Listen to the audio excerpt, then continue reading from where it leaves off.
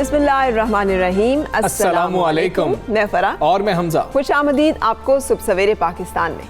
और आज मेरा दिल चाह रहा है आपसे एक छोटी सी कहानी शेयर करने को। हम बहुत समझते हैं कि जो शख्स ताकतवर है ना, जो पिजारों में बैठा हुआ है या बड़ी गाड़ी में बैठा हुआ है, जिसकी बड़ी सी कोठी है, जिसकी बड़ा सा कारोबार है, वही करप्ट है। जिसके पास इख्तियार है हमजा, सिर्फ वही करप्ट है, सिर्फ वही चोर है। लेकिन बड़ी अफसोस होता है, बड़ी तकलीफ होती है जब हम देखते हैं कि टू द कोर हम लोग जो है सारे ही इस रवैये से बाज नहीं आते। हुआ पता है क्या, जब आप निकलें और आपको किसी टायर में हवा भरवाने का इत्तेफाक हो ना, और वो अगर देख लेना कि ये बाजी है और इसको बेवकूफ़ बनाया जा सकता है यानी खातून ड्राइवर, तो पता क्या कहते हैं, वो आपको खामखाई कह देते हैं कि टायर पंक्चर है, इसको पंक्चर लगवा। इसकी रीज़न क्या है? ख़वातीन नीचे नहीं ना उतरती, मर्द ज़रा तो चले नीचे उतरते हैं, वो ज़रा देख लेते हैं। ख़वातीन नीचे नहीं उतर रही होती, उनके लिए आसानी होती है, जो भी कह देंगे वो सच होगा। और ख़वातीन नीचे इसलिए नहीं उतरती कि ख़वातीन टायर को देखने के लिए उतरे तो सारी दुनिया उनको देखने के लिए उतर आती है। बिल्कुल ठीक। So, अब ये मसला अच्छा हमजा, और वो फिर टायर में पंक्चर लगवा ले और एक नहीं फिर 3-3 4-4 पंक्चर निकाल देते, बंदा हैरान परेशान हो जाता है। एंड देन मैं जा रही थी और इस तरह से मैंने कहा नहीं मुझे पता है कि मेरा टायर ठीक है, तो उसने गुस्से में हवा इतनी आनीमन भर दी कि मेरे लिए गाड़ी चलाना लाइफ का रिस्क भी है, यानी वो उससे बाज नहीं आया कि उसने कहा अच्छा फिर मैं भी बताता हूँ। और फिर आगे जाके मुझे हवा जो है वो ठीक करवानी पड़ी। और सेब लेने जाए ना आप, तो वो घुमा के आपको वो जो सड़ी हुई साइड है वैसे घुमा के डालेंगे, आपको पता ही नहीं चलेगा।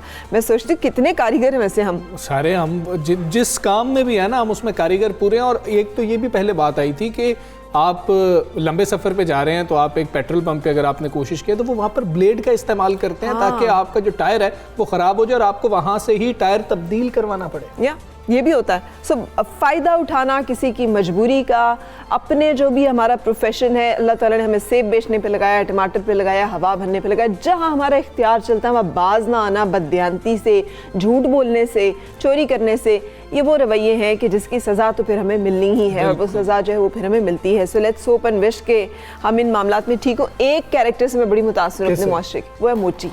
अच्छा, उसके पास आप कीमती तरीन जूता भी छोड़े ना ठीक होने के लिए, तो अपने उसमें से जो 40-50 रुपए गांठने के है वो लेकर वो आपकी अमानत आपको आपको वापस दे देगा। तो अब हम उम्मीद करते हैं कि हम जिस भी शोबे से मुंसलिक हैं कम से कम ईमानदारी से काम करें, दयानतदारी से काम करें। और ये सोच भी बिल्कुल गलत है कि सिर्फ जो अमीर आदमी है वो 2 नंबर आदमी है और जो गरीब आदमी है वो बेचारा मिस्कीन आदमी है। तो ऐसा ना करें, लोगों की मुश्किलात और लोगों की मजबूरी से फ़ायदा ना उठाएं। उसने तो सफ़र करना ही करना है, लेकिन उसको अंग्रेज़ी वाला सफ़र आप ना करें। हम टॉप स्टोरीज पर नज़र डालते हैं। मुल्क भर में महंगाई का जिन बेकाबू, एक हफ्ते के दौरान 20 अशियाए ज़रूरिया की कीमतें बढ़ गईं। अंडे, दालें और सब्जियां सब आम आदमी की पहुंच से दूर। मुनाफाखोरों को लगाम डालने वाला कोई नहीं, शहरी दुहाइयां देते थक गए।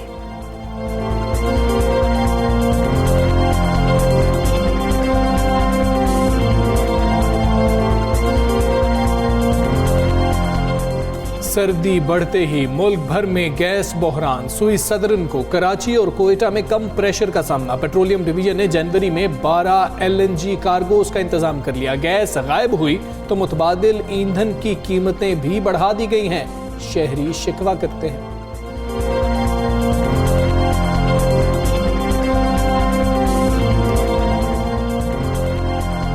पाकिस्तान की खूबरू अदाकारा माहिरा खान ने जिंदगी की 36 बहारें देख लीं। ड्रामा सीरियल हम सफ़र ने अदाकारों को शोहरत की बुलंदियों पर पहुंचा दिया। माहिरा खान ने मुतअद्दिद अवार्ड जीते, सबसे ज़्यादा मुआवजा लेने वाली अदाकारा का मकाम भी पाया।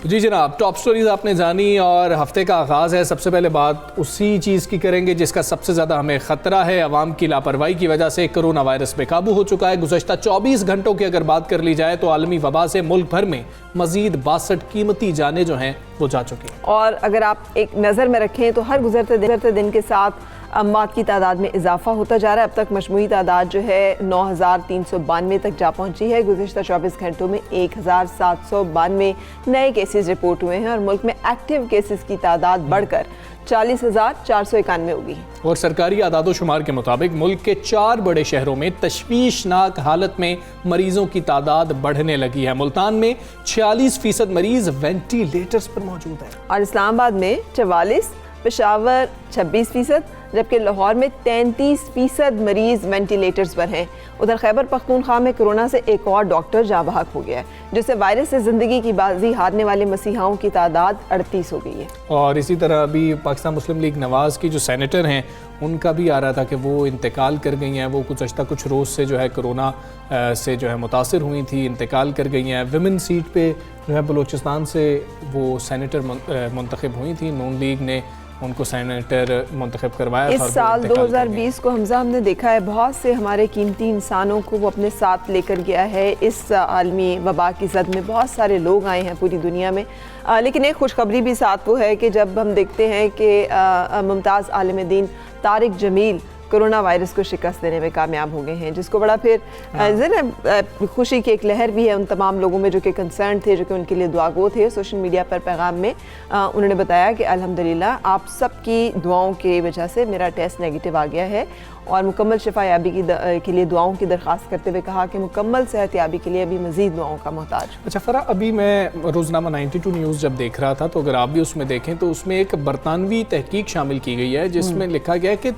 कोरोना वायरस जो अब अपनी हयत बदल रहा है, अपनी शक्ल बदल रहा है, वो दिमाग पे असर कर रहा है। बरतानवी ये एक तहकीक सामने आई है कि वो दिमाग पे असर कर रहा है और जब वो थोड़ी सी रिसर्च की गई है तो पता लग रहा है कि लोगों का दिमागी तवाज़ुन जो है वो थोड़ा सा ख़राब हो रहा है, उसको मुतासिर कर रहा है। और आपको पता है कि ये आपने तो बोरिस जॉनसन का वो ऐलान सुना ही है जिसमें उन्होंने कहा है कि क्रिसमस समेत बाकी तमाम जो मेन इवेंट है, तकरीबात हैं, उसको भी उन्होंने महदूद किया, उसको भी उन्होंने ख़त्म किया है।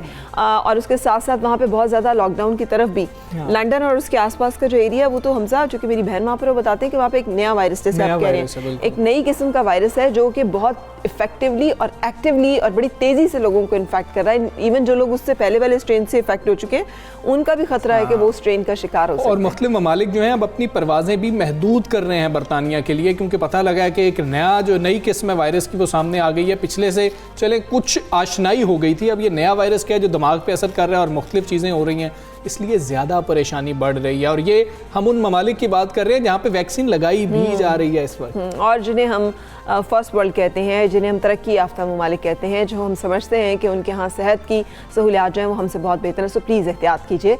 और एक और जो इम्पॉर्टेंट इशू है हम उसकी तरफ भी मूव करेंगे। सर्दी है और सर्दी के साथ ही जिसे कहना चाहिए ना, हम सब की ख्वाहिश होती है कि गर्मा गर्म जो है खुराक और ऐसे सूप्स और ऐसी चीज़ें हों जिसके साथ हम अपनी गरमाइश में इजाफा कर सकें, तवानाई जो है उसको कर सकें।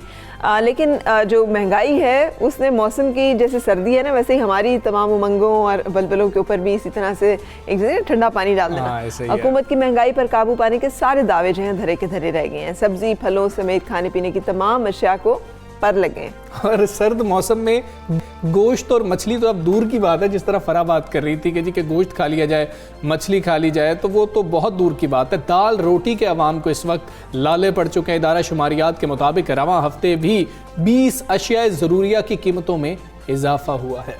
हमजा इमेजिन करें, फिर हम कहते हैं, अभी हम पहले ओपनिंग में बात करके हटे हैं कि लोग जो है वो डिसऑनेस्टी करते हैं। जाहिर है फिर जस्टिफिकेशन तो नहीं होनी चाहिए, ना जस्टिफिकेशन हो सकती है, लेकिन जब अपनी ज़रूरियात ज़िंदगी जो है वो मीट करना या उसको पूरा करना या अपने ख़ानदान की किफ़ालत करना, उनका पेट भरना मुमकिन नहीं होगा या मुश्किल होगा, तो कोई भी शख्स जब कोई भी रास्ता इख्तियार करने के लिए तैयार हो जाता है। इसलिए हमने कहा था ना, वो एक बड़ा मशहूर वो सूफ़ी वो कॉल भी है कि जो है ना, मतलब रोटी जो है वो भी एक बड़ा इंपॉर्टेंट एस्पेक्ट है। अगर इंसान को रोटी ना मैसर हो या उसकी अशिया ज़रूरिया ना मैसर हो तो वो अपने ईमान से भी जाता है। पर वैसे तो गर्मियों में भी, अब सर्दियों में देख लिया जाए तो अंडा कोई लग्जरी नहीं है, ये ज़रूरत है। आप अपने बच्चों को कम से कम लाजमी खिलाते हैं ताकि वो सर्दी से कुछ बचे रहे। अंडे इतने महंगे हो गए हैं, अभी फरा आई थी तो मैंने फरा से सबसे पहले पूछा इस्लामाबाद में अंडे कितने हो गए हैं, कहते हैं वही हालात हैं जो बाकी तमाम शहरों के अंदर हालात हैं। इस्लामाबाद ज़्यादा महंगा है, समहाउ इस्लामाबाद में चीज़ें जो हैं वो ज़्यादा महंगी होती हैं, लेकिन इस वक्त तो इस्लामाबाद में या कोयटा में या लाहौर में कोई फ़र्क नहीं है।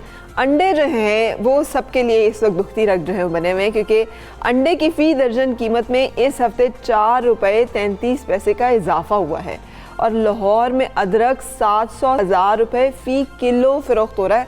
ये अदरक है, ये कोई मतलब सोने की डली नहीं है। ऐसे ही है। और टमाटर जो है वो तो सेंचुरी बना चुका है। फैसलाबाद की बात कर लीजिए, आपने लाहौर की बात की, अदरक 1000 रुपये फ़ी किलो में फ़रोख्त हो रहा है, जबकि आलू प्याज और लहसुन के नरखों ने भी आवाम के होश उड़ा दिए हैं, छक्के छुड़ा दिए हैं। और आवाम इस वक्त परेशान है और यही दुहाई दे रहे हैं कि ऐसे हम घर का गुजारा कैसे करेंगे। कोरोना है, कोरोना के दौरान जो है मुख्तलिफ मसाइल सामने आए, लोग बेरोज़गार हुए, लोगों की सैलरीज़ के अंदर कट लगे और अब महंगाई बढ़ती जा रही है। और शक्कर की अगर हम बात करें तो टमाटर की कीमत 150 रुपये फ़ी किलो पहुंच गई। दालों की कीमतों में 15 से 20 रुपये फ़ी किलो इजाफा हो गया। कोयटा में एक पाव अदरक जो है 250 रुपये हो गया, यानी किलो तकरीबन वही है जो कि पूरे मुल्क में इस वक्त चल रहा है। और फिर जाहिर है शहरी जो है शिकायत करते हैं कि मुनाफाखोरों को लगाम डालने वाला कोई नहीं है, कोई जो हमारा भी पुरसाने हाल हो। इस बारे में क्या कहते हैं लोग? उनसे ही सुनते हैं। उनसे सुनते हैं। बहुत ज़्यादा महंगाई हो गई है, सब्जियां भी लेना बहुत मुश्किल हो गया है, घर के अखराजात भी है, बिल वगैरह भी देने पड़ते हैं, बहुत मुश्किल गुजारा हो रहा है। महंगाई ज़्यादा हो गई है, काफ़ी ज़्यादा हो गई है। आटा इतना महंगा हो गया है, अदरक वगैरह 800 रुपये किलो हो गया है, 800 रुपये किलो सुरख मिर्च हो गई है, बहुत ज़्यादा महंगाई हो गई। चीनी, आटा, चावल, हर चीज़ के रेट बढ़े हैं इस टाइम। पीटीआई ने तो बेड़ा गर्क कर दिया पाकिस्तान का। बिजली के रेट उन्होंने आसमानों तक पहुंचा दिए हैं, गैस जो आ नहीं रही, बिल ये इतने ज़्यादा भेज देते हैं। सब्जियां भी महंगी हैं, अंडे भी महंगे हैं, गरीब आदमी की धूल निकाली हुई है। महंगाई बहुत ज़्यादा हो गई है, नॉर्मल इंसान अफोर्ड नहीं कर सकता।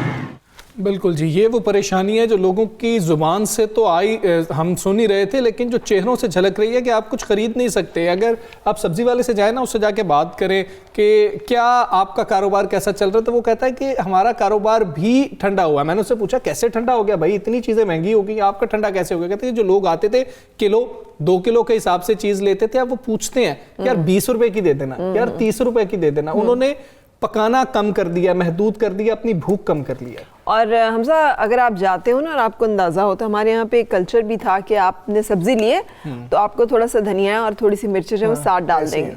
अब वो सीन नहीं रहा। अब आप जाएंगे तो आपको ये चीज़ें भी एडिशनल पैसे देकर, और वो बहुत महंगी हैं ये चीज़ें जो कि पहले आपको साथ में डाल दी जाती थी, वो भी अब आपको ख़रीदनी पड़ती हैं। और एक कॉन्सेप्ट जो था ना हमारे यहाँ के, थोड़ा सा आप ज़्यादा देते हैं, अपने कस्टमर बनाते हैं, उनको राज़ी करते हैं, उनको खुश करते हैं, ख़त्म हो चुका है, क्योंकि किसी के पास भी मार्जिन नहीं रह गया कि वो अपने पल्ले से ये तमाम चीज़ें जो हैं वो कर सके। और तमाम चीज़ें इतनी महंगी हो गई। आपने वो बात की ना, बंदा इस तरह जाए कि 50 रुपए का धनिया दे दें, साथ थोड़ी सी सब्ज़ी डाल दें। अब तो हालात ना इस तरफ चल पड़े हैं, लोग खासे परेशान हैं। अंडों वगैरह की हम क्या बात करें, सब्जियां, दालें अब वो नहीं खरीद सकते हैं। और जिस शख्स से आप बात कर लें, बाहर निकलें, जिस शख्स से आप बात करें, जब आप निकलते हैं तो बात होती है, तो वो यही कहते हैं कि जी इतनी महंगाई हो गई है, इतनी महंगाई हो गई है, और साथ बच्चों की फ़ीस वो कहते हैं हम तो वो पूरी नहीं कर पा रहे हैं। बिल्कुल सही। सो इस हवाले से हम बातचीत करेंगे शमसुल इस्लाम खान साहब जो हमारे साथ हैं, कमोडिटी एक्सपर्ट हैं। अस्सलाम वालेकुम एंड गुड मॉर्निंग। फरमाइएगा कि क्या वजह है कि हुकूमत तमाम तर इख्तियारात रखने के बावजूद महंगाई पर काबू पाने में नाकाम है? कि एक माफिया है जो काम कर रहा है, जो हुकूमत से ज़्यादा मजबूत है, या हुकूमत जो है वो समझ नहीं पा रही है कि क्या करना चाहिए? देखें जी, सबसे पहले तो मैं आपको बताऊं कि वज़ीर-ए-आज़म साहब को दर्द है आम आदमी की तकलीफ़ का, परेशानी का, लेकिन जो हमारे यहाँ इकोनॉमिक मॉडल के अंदर जो स्ट्रक्चर्ड प्रॉब्लम है, जो बिल्ट इन प्रॉब्लम है, उसको दूर नहीं किया गया। और वजह यह है कि जिसका रिजल्ट आवाम को महंगाई की सूरत में फेस करना पड़ता है। जैसे आपको पता है कि कोई भी चीज़ अगर कोई मैन्युफैक्चर हो रही है तो उसके अंदर इंपॉर्टेंट जो इंग्रेडिएंट होता है वो होती है इलेक्ट्रिसिटी की कॉस्ट। अगर वो इलेक्ट्रिसिटी की कॉस्ट बढ़ती जाएगी तो मैन्युफैक्चरर की कॉस्ट बढ़ती जाएगी। इसी तरह से आपके जो फार्मर्स हैं, ग्रोअर्स हैं, अगर उनकी इनपुट कॉस्ट बढ़ती रहेगी तो उससे भी रिजल्ट आता है कि महंगाई का। फिर साथ ही जो हमारी जो चीज़ें जो है गवर्नमेंट के साथ क्या होता है कि अगर आप रेट ऑफ इंटरेस्ट को देखें तो वो भी बहुत बड़ा रोल प्ले करता है इसके अंदर कि महंगाई को बढ़ाने के लिए। तो वो अभी हमारा 7% पे है, जिसको चाहिए कि मज़ीद कम किया जाए। और साथ ही एक और गवर्नमेंट को जो करना का ज़रूरी है वो ये है कि कैश इकॉनमी आपकी जो है कुछ सालों में बहुत ज़्यादा बढ़ गई है। कैश जब मार्केट में आ जाता है तो उससे आर्टिफिशियली डिमांड बढ़ती है और वो कार्टेल्स, वो होर्डर जो है वो अपने खाने पीने की अशिया को होर्ड करते हैं और उसके ऊपर फिर वो विंडफॉल प्रॉफिट कमाते हैं। आपने देखा अभी हाल ही में जो हुआ कि आटे का, गंदम की महंगाई, बहुत ज़्यादा कीमतें बढ़ी, आटा महंगा हुआ, चीनी महंगी हुई और इसके अलावा बहुत सारी खाने पीने की चीज़ों में महंगाई जो आपको देखने में आई है। तो उसकी बेसिक वजह यही है कि स्ट्रक्चर्ड प्रॉब्लम जो है वो अगर दूर नहीं की जाएंगी तो फिर इस तरह ही होगा कि हर साल हर 2 महीने 3 महीने के बाद आपको नजर आता है कि महंगाई हो रही है। बिल्कुल ठीक है। अगर सब्जियों की बात कर ली जाए, लोग तो बहुत परेशान हैं, कहते हैं कि हम गोश्त किधर से लें, अंडे किधर से लें, कि सब्जियां हमारी अपनी पैदावार है, उसकी कीमतें इतनी ज़्यादा हैं। हम अदरक की बात कर रहे थे, 1000 रुपये फ़ी किलो में अदरक फ़रोख्त हो रहा है। इसकी क्या बुनियादी वजह है? क्या यही वजह है, डिमांड एंड सप्लाई कोई मसला है, पॉलिसी हम नहीं बना पाते? नहीं, देखें जी, अदरक आपको पता है कि पाकिस्तान मेनली इंपोर्ट करता है और उसकी ज़रूरियात के लिए जो है वो सबसे बड़ा जो सप्लायर है वो चाइना है। चाइना में जो चेंजेस आ रही हैं उसके रिजल्ट में ये निकल रहा है कि बहुत सारी चीज़ें जो चाइना से पहले सस्ती आती थी अब वो महंगी हो गई हैं। और अभी हालिया दिनों में जो है एक ग्लोबली जो है कंटेनर के जो फ्रेट बढ़े हैं, शॉर्टेज हुई है कंटेनर्स की, उससे ओशन फ्रेट बढ़ गए जिसमें 300% तक इजाफा हुआ है। तो वो जब आप इंपोर्ट कोई चीज़ करोगे और उसकी जो यहाँ पर अगर किराया उसका बढ़ गया आने का तो वो महंगा होता है। तो हमें ये चाहिए कि अदरक जो है, जिंजर की हम यहाँ पे कल्टीवेशन को प्रमोट करें। जिस तरह से हमारे यहाँ गार्लिक पहले कम हो रहा था, अब हमारे यहाँ गार्लिक की पैदावार भी बढ़ गई है। और आपने देखा कि हमारे यहाँ जो मीट की आप बात कर रहे थे, देखिए मीट में बेसिकली प्रॉब्लम यह है कि आप जब जिंदा जानवर को एक्सपोर्ट करोगे और आपके नेबरिंग कंट्री में जिंदा जानवर अगर स्मगल हो रहे हैं तो फिर आपके पास मीट की शॉर्टेज होगी, क्योंकि जानवर लेके ही स्लॉटर हाउस जो है, मॉडर्न स्लॉटर हाउस, वो भी उससे मीट बनाते हैं और जो आम आपके गली मोहल्ले में कसाई होते हैं वो भी उसी को, जानवर को खरीदते हैं। जब जानवर महंगा हो तो गोश्त की कीमत भी महंगी होती है। तो हुकूमत को ये पॉलिसी अपनी जो है वो नज़रसानी करनी चाहिए कि जिंदा जानवर के जाने की बजाय मीट यहाँ से एक्सपोर्ट हो, क्योंकि हमारा जो मैदानी जानवर है वो बहुत अच्छे क्वालिटी का गोश्त प्रोड्यूस कर रहा है। बहुत से ममालिक आपके जिंदा जानवर मंगा के उसकी ब्रीडिंग कर रहे हैं, उसके फार्म कर रहे हैं, और ताकि वहाँ पर उनके पास वो अवेलेबिलिटी हो जाए, तो वो अपने फूड सिक्योरिटी को जो है इम्प्रूव कर रहे हैं। जबकि हमारे यहाँ जो कल पौध की वजह से फूड इनसिक्योरिटी हो रही है। बिल्कुल सही, लेकिन जैसे आप खुद फरमा रहे हैं कि वज़ीर आज़म इस चीज़ का एहसास रखते हैं, तो 2 साल से ज़ायद हो गया हुकूमत को। ये तमाम मेयर्स, इनमें से किसके ऊपर आप देखते हैं कि कोई ऐसे इकदाम उठाए गए कि आइंदा आने वाले दिनों में, चलें अभी तो भुगत लें, आइंदा आने वाले दिनों में बेहतरी के इम्कानात हों? दूसरा, प्राइस कंट्रोल कमेटियों की कारकर्दगी भी नज़र नहीं आती। अगर कहा जाता है कि महंगाई को कंट्रोल करें तो वो कंट्रोल करने में नाकाम रहती हैं। क्या हुकूमत को निचली सतह तक इकदाम क्या ऐसे करने होंगे कि मुनाफाखोरी का नेटवर्क जो है वो तोड़ा जा सके, आवाम को तो रिलीफ मिले? देखिए, हुकूमत में अब आप वज़ीर आज़म साहब जो हैं वो वज़ीर आज़म हैं, लेकिन उसकी पूरे जो गवर्नमेंट है, जो उसके डिपार्टमेंट्स हैं कंसर्न, वो सारे के सारे ब्यूरोक्रेसी रन करती है। और हमें पता है कि हम कई दिहाइयों से देख रहे हैं कि हमारी ब्यूरोक्रेसी के अंदर जो है वो क्वालिटी नहीं रही जो माजी में हुआ करती थी।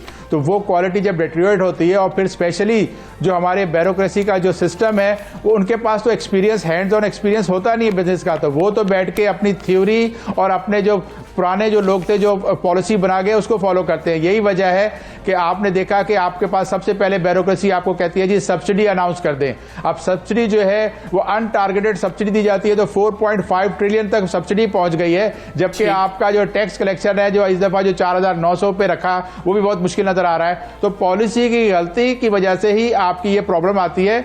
और आपके पास जो है ना एक ऐसा जो प्राइस कमेटी का मैकेनिज्म बता रहे हैं, ये किसी मुल्क में नजर नहीं आता। और प्राइस कमेटी जो है वो हमारे यहाँ हमेशा ही फेल हुई है, कोई ये पहली बात नहीं है कि ये नीचे सतह पे जब आपके पास डिस्ट्रिक्ट मैनेजमेंट में आप जाते हो तो वहाँ के लोग तो अब कोरोना की वजह से मार्केट में जाते ही नहीं है। सवेरे पाकिस्तान से बात कर रहे थे, अवाम के रिलीफ की बात आए तो फिर पता यही चलता है कि ऊपर से जो है ना प्लानिंग ठीक नहीं हो रही थी। ये उन्होंने एक बात की है ना अभी सब्सिडी की, पिछले दिनों इसके ऊपर भी एक ना डिफरेंस मतलब हमें सामने मुशीर खजाना जो है उन्होंने कहा 4% जो इन्होंने कहा है, और फिर शिबली फराज जो उन्होंने कहा कि नहीं 2% है सब्सिडी जो कि हम देते हैं टोटल हमारा जो वो है उसके ऊपर, जो अगेन बहुत ज़्यादा है क्योंकि जो सब्सिडी दी जाती है तमाम ताकतवर लोगों को दी जाती है जो ये कहते हैं ओहो हमें तो टेक्सटाइल इंडस्ट्री को रन करने के लिए इतने मजदूरों को जो है एम्प्लॉय करने के लिए इतनी सब्सिडी जो है वो देनी ज़रूरी है, 100 अरबों रुपए वहाँ पे दे दिए जाते हैं। बिल्कुल ऐसे ही आगे बढ़े। फरा एक और मसला है, सर्दी बढ़ते ही मुल्क भर में पैदा होने वाले गैस बहरान की वजह से अवाम बहुत परेशान है। लाहौर समेत पंजाब के मुख्तलिफ शहरों में गैस प्रेशर में कमी की वजह से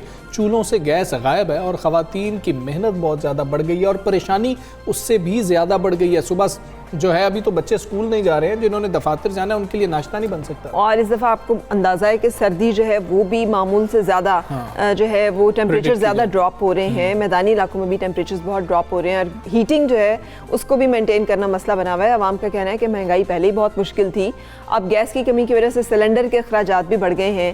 पंजाब भर के CNG स्टेशन को गैर मुअय्यना मुद्दत के लिए गैस की फराहमी मुअत्तल कर दी गई है, जबकि पेशावर समेत खैबर पख्तूनख्वा के CNG स्टेशन अगले 4 रोज़ के लिए बंद है। और सूई सदर ने भी गैस की किल्लत के बायस सिंध में CNG स्टेशन के लिए नया स्केड्यूल जारी कर दिया है, जिसके तहत पीर को भी CNG बंद रहा करेगी। दूसरी जानिब पेट्रोलियम डिवीजन ने जनवरी में 12 LNG कार्गोस का इंतजाम कर लिया है। सवाल ये पहले क्यों नहीं किया गया? ये पहले कर लिया जाता तो शायद ऐसी किल्लत का सामना ही ना करना पड़ता। बिल्कुल। सो हम बात करेंगे एनर्जी एक्सपर्ट अरशद अब्बासी के, हमें इस बारे में अपडेट करेंगे कि कब तक हमें इस मसले का सामना करना पड़ेगा। अरशद अब्बासी साहब, गुड मॉर्निंग। हर साल सर्दियों में तलब बढ़ने पर गैस लोड शेडिंग का सिलसिला शुरू हो जाता है। वज़ीर-ए-आज़म पहले से ही कह रहे थे कि इस दफ़ा गैस बहरान जो एक्सपेक्टेड है, और क्यों नहीं सर्दियों के आने से पहले इक़दाम किए जाते जिनसे इस बहरान को, जो कि मतवक्को भी था, टाला जा सके या इस पर काबू पाया जा सके? जी अस्सलाम सादी और हमजा, बात उसमें ये है कि पाकिस्तान में जो गैस की जो तलब है वो तकरीबन 6.5 billion cubic feet per day, यानी हमारी डेली जो ज़रूरत है। और हमारे जो नेशनल जो गैस की रिजर्व्स हैं, जैसे सुई है, जमजमा है, यहाँ से हमें तकरीबन मिल रही है 4.5 billion cubic feet per day, यानी 2 बिलियन क्यूबिक फीट का एक फ़र्क है। अब इस फ़र्क को पूरा करने के लिए गुज़िश्ता 5 बल्कि 6 साल से पिछली गवर्नमेंट और इस गवर्नमेंट ने एक ही हल निकाला है कि हमने LNG इंपोर्ट करनी है। और आपने देखा होगा कि जो पिछले वज़ीर-ए-आज़म थे LNG स्कैम में अभी वो भी इन्वॉल्व हैं। और अभी जैसे आपने कहा कि कार्गोज को ऑर्डर करना चाहिए था जुलाई में और उन्होंने बड़ा लेट किया। देखिए, ये सारी चीज़ें ठीक नहीं जा रही। ठीक क्यों नहीं जा रही? कि मिनिस्ट्री ऑफ पेट्रोलियम में सबसे बड़ी लुक्रेटिव पोस्ट होती है। बदकिस्मती से पाकिस्तान में एक होती है लफ्ज़ एनर्जी सिक्योरिटी, इसको समझा ही नहीं गया कि गैस और बिजली कितने इंपॉर्टेंट है हमारी इकानमी में और एक डेली रोज़मर्रा की ज़िंदगी में। आपने जैसे बिल्कुल सही फरमाया कि यहाँ पे इवन इस्लामाबाद में गैस प्रेशर नहीं है, गैस प्रेशर कहीं भी नहीं है, CNG स्टेशन बंद हो चुके हैं। इसकी वजह क्या है? देखिए, इसकी वजह ये है कि हमने कभी भी पाकिस्तान में जो domestic oil and gas exploration है वो तकरीबन आप कह सकते हैं कि 7 साल से बंद की हुई। वजह बंद क्यों की? देखिए, एक बात सच करनी पड़ेगी, वो ये है कि LNG में सच्ची बात ये है कि पैसे हैं, कमाई है, और ये बात कोई ढकी छुपी नहीं है, ये बात को करनी चाहिए। जैसे आपके सामने नैब का रेफरेंस भी है पिछले वज़ीर-ए-आज़म के खिलाफ, इनके खिलाफ भी जो बातें आ रही हैं वो भी आ रही हैं। अब मैं आपको एक अर्ज़ करूँ कि जब जैसे ये गवर्नमेंट आई है तो हम तकरीबन को 20 लोग थे पूरे पाकिस्तान के, इवन फॉरेन एक्सपर्ट्स भी, हमने एक मिलके पेपर दिया इस गवर्नमेंट को। वो पेपर ये था कि देखिए, पाकिस्तान ऑयल और गैस में सेल्फ सफिशिएंट हो सकता है बशर्ते कि आप ये पॉलिसी बनाएं। पाकिस्तान में अल्हम्दुलिल्लाह इतने गैस के रिजर्व्स हैं कि अगर हम उस पर कोशिश करें, और ये सस्ती भी है। जैसे मैं मिसाल दूं कि पाकिस्तान में जो गैस पैदा हो रही है वो तकरीबन 4 से 5 डॉलर की है, और आजकल जो बात सुन रही है कि कभी 12 डॉलर की हो जाती है LNG, कभी 8 डॉलर की होती है, वो फ्लक्चुएट होती रहती है। तो आप खुद सोचें, अगर आप किसी आम आदमी से पूछें कि क्या घर की गैस बेहतर है या कतर से गैस लाना या किसी और, इवन हम पाकिस्तान में अमेरिका से भी LNG आई है। एक बात तो ये है कि हमने डोमेस्टिक यानी कि जो पाकिस्तान में जो गैस पे रिजर्व है उसकी तरफ तो जो नहीं दी, एक बड़ी क्रिमिनल नेगलिजेंस है। दूसरी आप दोनों की बात कर लूँ, पाकिस्तान वो दुनिया का वाहिद मुल्क है जहाँ पे हमारे पाइप में गैस की लीकेज इतनी है कि जितनी हम LNG इंपोर्ट करते हैं इसके बराबर पाकिस्तान में गैस हमारे पाइप्स में डिस्ट्रीब्यूशन में और ट्रांसमिशन में लीक होती है। इसके मतलब वर्ल्ड बैंक ने एक एस्टिमेट बना के दिया कि जी भलेमानस लोग, अगर आप $300 मिलियन खर्च करें तो ये जो लॉसेज हैं जो कि 18% हैं, इसको हम 1% पे ला सकते हैं। और ये $300 मिलियन कितने, यानी जो एक महीने में जो हम LNG कतर से लाते हैं उसके बराबर है। अब आपको मैं मिसाल ऐसे ही दूँ, शुक्र है आपने बुलाया और चलो मैं बात कर रहा हूँ इस पर। देखिए, अभी फरहान एक बात की थी, वो मैं इनका बात सुन रहा था कि जी पंक्चर वाला क्या करता है। बात ये है कि इनके पास गाड़ी है, ड्राइवर भी हैं, बताइए क्या मुल्क में ऐसा कौन सा ड्राइवर है कि जिसकी गाड़ी का टैंक लीक हो लेकिन वो पेट्रोल पंप से पेट्रोल पंप डलवाता रहे। बिल्कुल ठीक। ये पाकिस्तान में इतना सीरियस इशू है मेरे ख्याल में। अरशद वासी साहब, आपने तजावीज़ भी दी, तो फिर इस हुकूमत ने क्या जवाब दिया? क्या इस हुकूमत ने भी कुछ नहीं किया? देखिए, मैं आपके सामने एक बात कहूँ, इसमें कई दफ़ा बात हुई है हमारे जो पेट्रोलियम के जो इस वक्त जिम्मेदार हैं नदीम बाबर साहब, देखिए वो जो बातें उन्होंने की, जी हम कभी बैठेंगे, या सेक्रेटरी पेट्रोलियम ने 4-5 दफ़ा बुलाया कि जी हम बात करेंगे इंशाल्लाह, ये बड़ी अच्छी तजवीज़ है, बड़ी सेशंस हुए। लेकिन बात ये है कि आपने कहा ना जैसे पंक्चर वाला काम कर रहा है कि जिसका पैसा या जिसका इंटरेस्ट LNG लाने में है और यहाँ पे नहीं है, वो कैसे करेगा? ठीक है। अच्छा, एक और पिछले दिनों स्कैंडल सामने आया था कि हमारा अपने एक गैस का जो है, जो हमारी डोमेस्टिक इंडिजिनस जो हमारा वो है, उसको भी नहीं डाला जा रहा है मेन हमारी सप्लाई में। हमने उसके ऊपर भी बात किया था। सुहेल भट्टी साहब हमारे ब्यूरो चीफ हैं, उन्होंने स्टोरी हमारे साथ शेयर की थी। ये भी तो हमारे यहाँ माफियाज एंड कार्टल्स भी तो है ना जो कि ऑपरेट करते हैं, और इसका सद्देबाब भी करने में हम नाकाम है। तो ये जो गैस की पैदावार और उसकी तकसीम की पॉलिसी के ऊपर भी बड़े मसाइल पाए जाते हैं, उसके बारे में भी बताइएगा।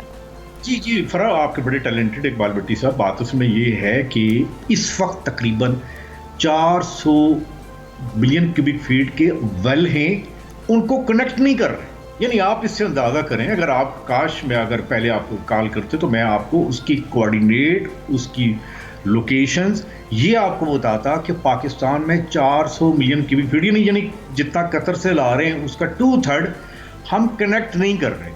यानी डिस्कवर्ड है KPK में, सिंध में। अब आप देखिए बात तो कहीं सच करनी पड़ेगी। एनालिसिस अगर आपने मुझे बुलाया तो रियल पिक्चर आपको सामने दे दें कि ये कौन सा मुल्क है जिस मुल्क में गैस मुल्क में अवेलेबल है, डिस्कवर्ड भी है, लेकिन वो वो कुआं उसको डिस्ट्रीब्यूशन नेटवर्क से कनेक्ट नहीं कर रहे। और क्यों नहीं कर रहे? आप देखें, ये जिसे कहते हैं ना ब्लेटेंट एक नेग्लिजेंस, करप्शन, दोनों बातें, ये बातें हैं, खत्म नहीं हो सकी। देखिए, ये जितना मर्जी नैब में हुआ है कि जी हम ये करेंगे वो करेंगे, ये बातें खत्म नहीं हुई। तो वो लोग जो आज आपकी बातें सुन रहे हैं बड़ी ध्यान से और जिनके नाश्ते अभी नहीं बन रहे, उन्हें एक बात कन्वे कर दें कि गैस का क्राइसिस ये मसनूई है, ये मसनूई किल्लत है। ये ऐसे ही है जैसे हीरा-अंदोज़ी बंदा कर रहा है और बाद में उसकी प्राइस ना हम जो डोमेस्टिक गैस उसके वेल को कनेक्ट कर रहे हैं, ना हमारी जो लीकेज है। बिल्कुल ठीक है। ये गैस का जो बहरान है, ये हम आवाम सुन लें, व्यूअर सुन लें कि ये मसनूई है, जिस तरह अरशद अब्बासी साहब कह रहे हैं। अरशद अब्बासी साहब, बहुत शुक्रिया आपका, आप सबसे मेरे पास में आए और हकाइक जो हैं वो हमें बताया कि ये असल वजह है, तकलीफ दें।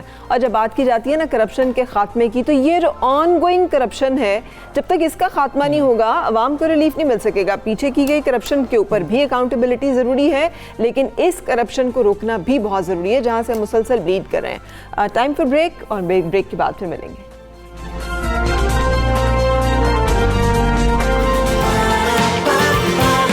सुबह सवेरे पाकिस्तान।